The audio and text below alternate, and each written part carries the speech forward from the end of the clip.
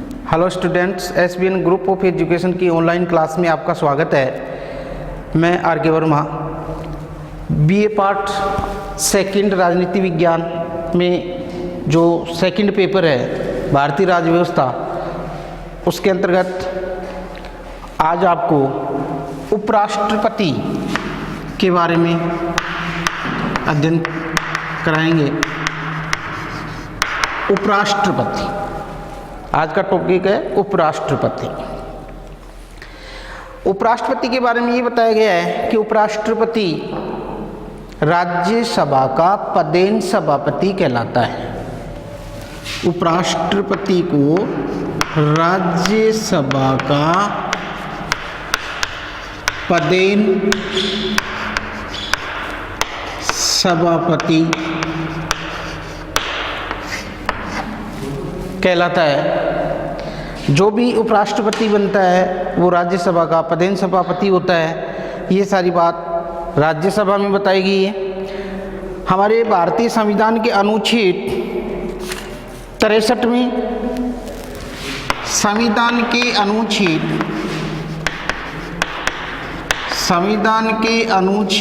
भारतीय संविधान के अनुच्छेद 63 में उपराष्ट्रपति पद की व्यवस्था की गई है। उपराष्ट्रपति पद का प्रावधान है और उपराष्ट्रपति के विषय में अनुच्छेद 363 वर्णन किया गया है इसमें। अब उपराष्ट्रपति के बारे में हम अध्ययन करेंगे विस्तार से। तो सबसे पहले अपन योग्यता के बारे में पढ़ेंगे। योग्यताएं कि कौन व्यक्ति उपराष्ट्रपति बन सकता है, किस व्यक्ति को उपराष्ट्रपति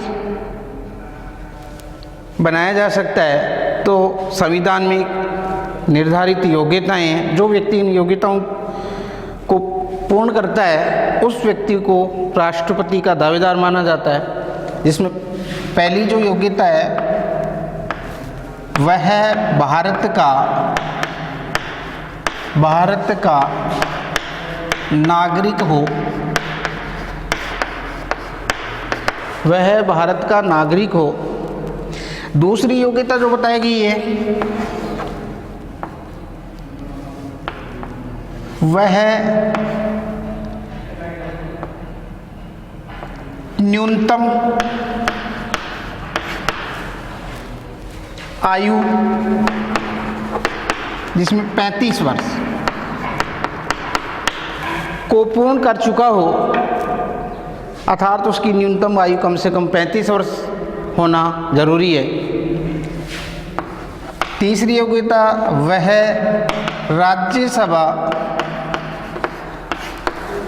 राज्यसभा का सदस्य चुने जाने की योग्यता रखता हो। राज्यसभा का सदस्य चुने जाने की योग्यता रखता हो। सदस्य चुने जाने की योग्यता रखता हो। अगली वह किसी लाभ के पद पर नहीं हो, अर्थात वह लाभ के पद पर आसीन नहीं हो। लाभ के पद पर आसीन नहीं हो, यानी सरकारी सेवा के अधीन आने वाले जो पद हैं, राज्य विधानमंडल के पद के रूप में किसी का सदस्य नहीं हो, सरकारी सेवा में नहीं हो, अगर है तो उसको त्यागपत्र देना पड़ेगा। ये बातें इसमें बताई गई है। फिर है वह मानसिक रूप से पागल एवं दिवालिया भी नहीं हो। पागल व दिवालिया नहीं हो। ये हमारे संविधान के द्वारा भारतीय उपराष्ट्रपति की योग्यताओं का निर्धारण किया गया है। तो इसमें मुख्य जो योग्यताएं हैं वो एक तरह से ध्यान में रखेंगे कि कौन व्यक्ति राष्ट्रपति का निर्वाचन लड़ने के लिए आयु के लिए योग्य पाया जाएगा कि जिस व्यक्ति की आयु कम से कम 35 वर्ष पूर्ण हो गई हो वो व्यक्ति राष्ट्रपति का चुनाव लड़ सकता है। और इनके अलावा इन योग्यताओं की भी पूर्ति की जाती हो। ये बातें राष्ट्रपति की योग्यताओं के बारे में बताई गई है। इसके बाद नेक्स्ट विंडो लेंगे अपन निर्वाचन संबंधी यानी राष्ट्रपति का निर्वाचन किस प्रकार किया जाता है। राष्ट्रपति का निर्वाचन संसद के दोनों सदनों के निर्वाचकों द्वारा किया जाता है। राष्ट्रपति का जो चुनाव है संसद के दोनों सदनों के निर्वाचकगणों के द्वारा किया जाता है और आनुपातिक एकल संख्यणीय मत प्रणाली के द्वारा होता है। संसद के दोनों सदनों के निर्वाचकगण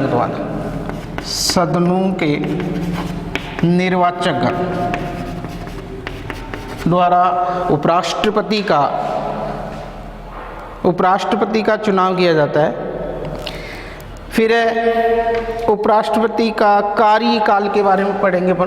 कार्यकाल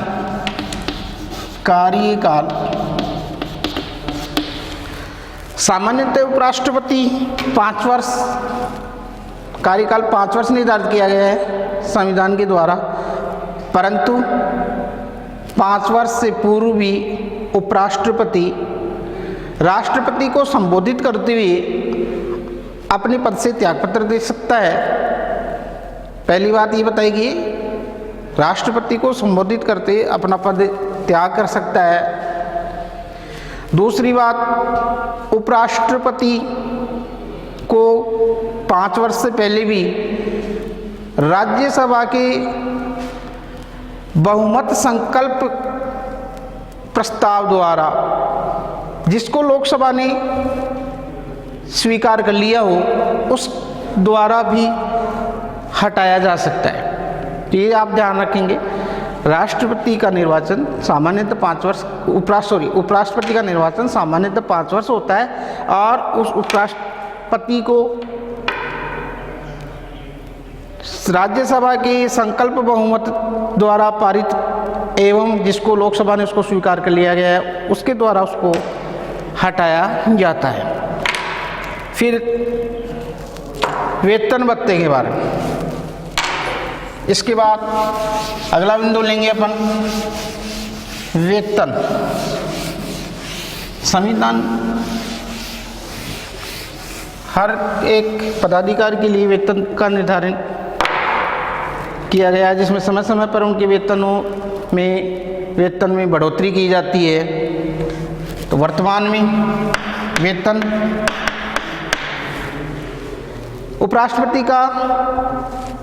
भारत के उपराष्ट्रपति का वेतन वर्तमान में 1,25,000 रुपये मासिक वेतन है एवं इनके अलावा वेतन 1,25,000 रुपये मासिक वेतन बताया गया है। इनके अलावा उनको समय समय पर भत्ते दिए जाते हैं तथा निःशुल्क सुविधाओं आवास आने जाने की सुविधा, निःशुल्क वाहन, चिकित्सा इत्यादि की सुविधा एवं पेंशन की भी सुविधा उपराष्ट्रपति को प्राप्त है। पेंशन की सुविधा भी दी गई है। राष्ट्रपति अपने कार्यकाल को पूरा करने के बाद रिटायर होने के बाद उनको पेंशन दी जाती है। ये सारी बातें वेतन भत्ते एवं उनके संदर्भ में हैं। ये बातें राष्ट्रपति के बारे में उपराष्ट्रपति के बारे में बताई गई। फिर है पुनर्निर्वाचन। अगला उपराष्ट्रपति के बारे में पुनर्निर्वाचन के बारे में ये बताया गया है कि उपराष्ट्रपति के पुनर्निर्वाचन का कोई प्रावधान नहीं है, लेकिन सर्वपल्ली डॉक्टर राधाकृष्णन के अलावा अतिरिक्त कोई व्यक्ति उपराष्ट्रपति के रूप में निर्वाचन नहीं हुआ। पुनर्निर्वाचन के रूप में बात बताई जा रही है आपको। ये सारी बातें दोबारा डॉक्टर सर्वपल्ली राधाकृष्णन के अलावा अन्य इस पुनर्निर्वाचन के रूप में और किसी उपराष्ट्रपति नहीं देखने को मिला। ये सारी बातें उपराष्ट्रपति के संबंध में। फिर अगली बात अपन शपथ के बारे में भी पढ़ें। इसमें शपथ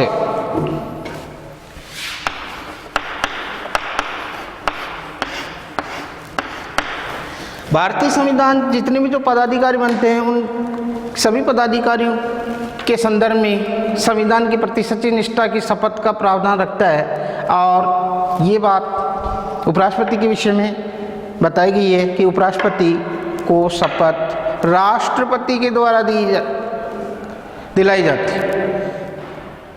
यानी उपराष्ट्रपति को शपथ राष्ट्रपति अथवा राष्ट्रपति के द्वारा नियुक्त प्रतिनिधि के द्वारा शपथ दिलाई जाती है।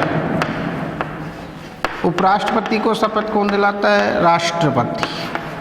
राष्ट्रपति के द्वारा उपराष्ट्रपति को शपथ दिलाई जाती है, ध्यान रखेंगे इसमें। अथवा राष्ट्रपति अन्य किसी व्यक्ति को भी शपथ नियुक्ति की प्रतिनिधि के रूप में नियुक्त कर सकता है इसमें। तो ये सारी बात इसमें शपथ में है। फिर उपराष्ट्रपति के कार्य एवं शक्तियाँ, उपराष्ट्रपति के कार्य एवं शक्तियों पर ध्यान दें। कार्य एवं शक्तियाँ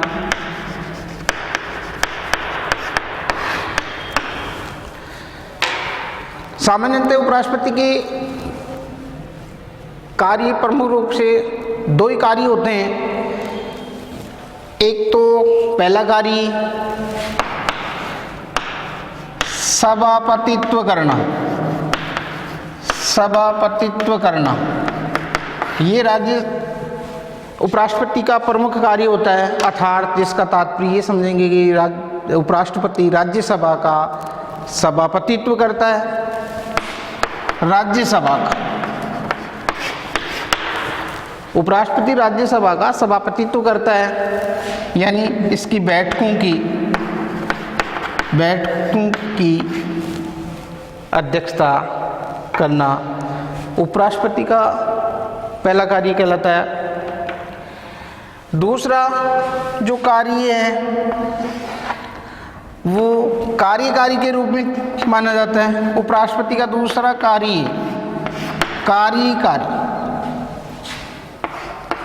कार्यवाहक के रूप में।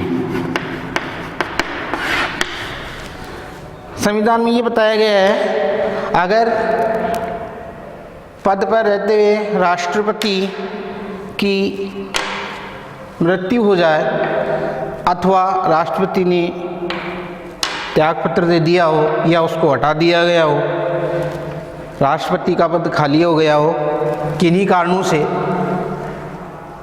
या अस्वस्थता के कारण से,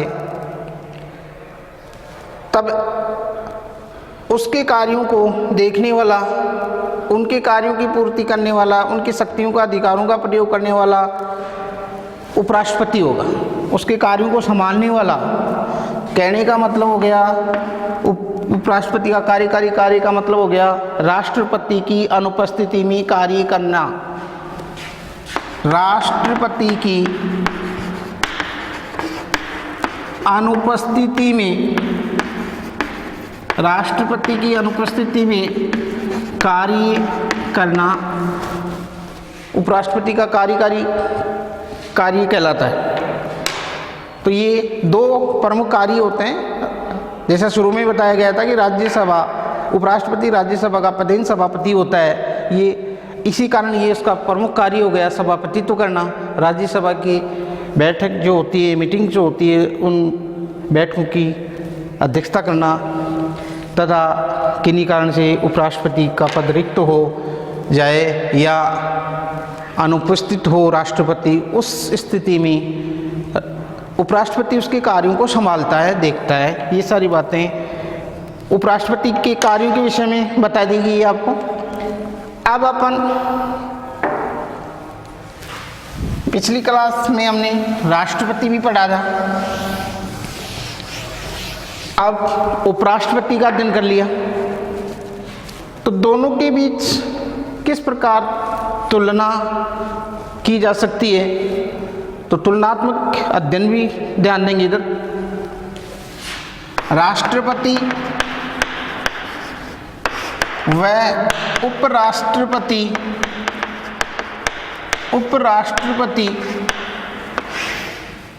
में तुलना।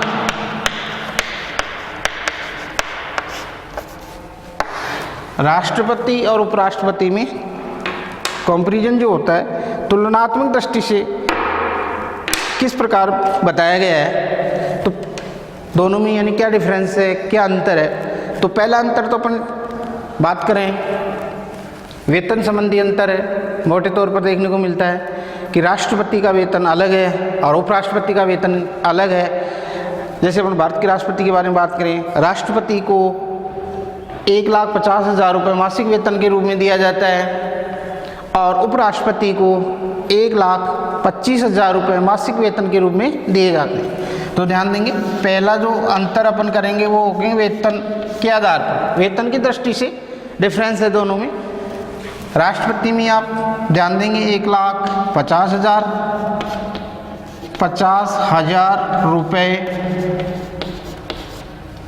रुपये मासिक वेतन।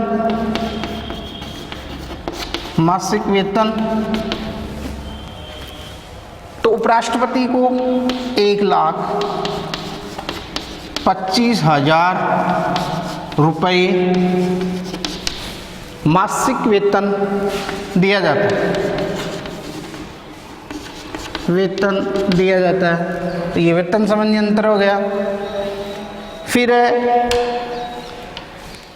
निर्वाचन संबंधी दूसरा डिफरेंस करेंगे निर्वाचन के आधार पर।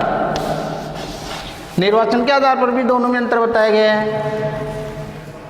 राष्ट्रपति का निर्वाचन संसद के दोनों सदनों के द्वारा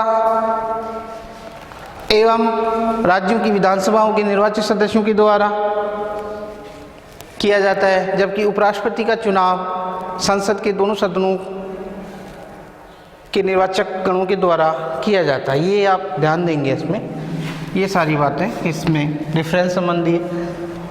एक में संसद के दोनों सदन एवं राज्य की विधानसभाओं के निर्वाचित सदस्य, तो दूसरी तरफ केवल संसद के दोनों सदनों के सदस्य। ये सारी बातें निर्वाचन संबंधी में आ गई। तीसरा डिफरेंस अपन देखेंगे पद से हटाने की प्रक्रिया या प्रस्ताव।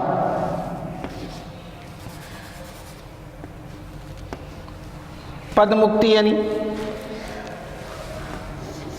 पद से हटाना,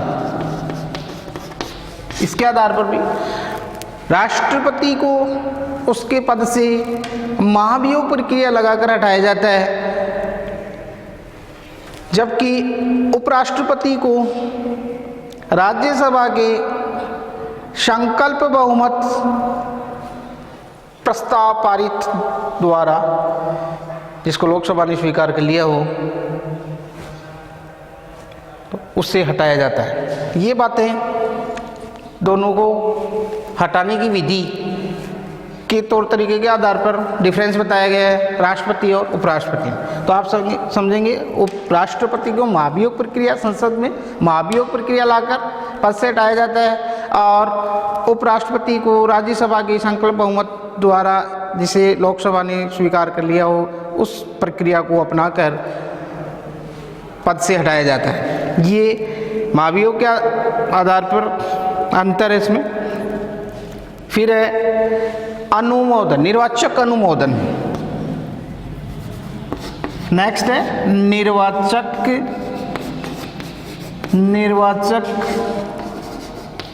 अनुमोदन के आधार पर राष्ट्रपति और उपराष्ट्रपति में अंतर बताया गया है। यानी राष्ट्रपति का जो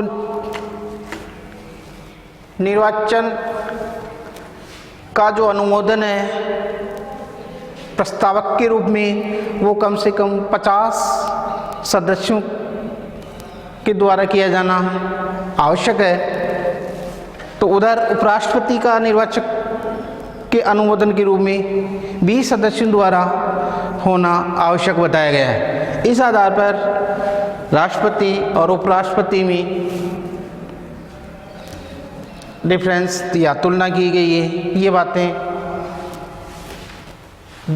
राष्ट्रपति और उपराष्ट्रपति के बारे में बताई गई है। तुलना के आधार पर अपन अध्ययन किया है अपने ने। और अब अपने को ये ध्यान रखना है कि वर्तमान में जो उपराष्ट्रपति है उनका नाम वेंकैया नायडू है, भारत के उपराष्ट्रपति का नाम। ये सारी बातें क्योंकि लेसन उपराष्ट्रपति पढ़ाया जा रहा है तो ध्यान में रखें आप। आज के लिए इतना ही, धन्यवाद, थैंक यू।